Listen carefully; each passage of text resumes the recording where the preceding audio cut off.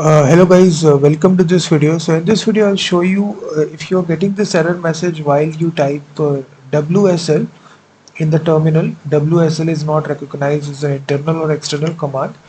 It's called as Windows subsystem for Linux command.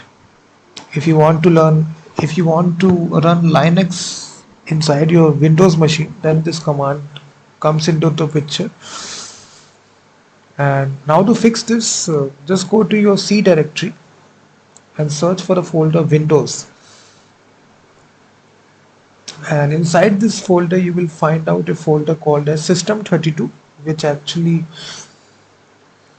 contains all your operating system files. And inside this we have this WSL command. If you try to open terminal here and type the command, you will see the command will be successful.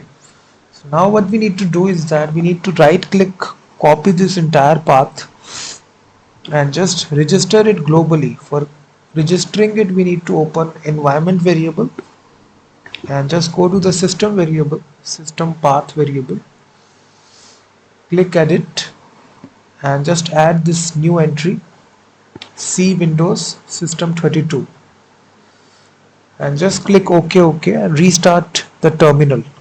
And now execute the same command WSL. Now you will see the command will be successful. You will be able to execute this command. So it's a very simple fix, guys. Hopefully your problem will be solved. Thank you very much. And also visit my website freemediatools.com, which contains thousands of tools.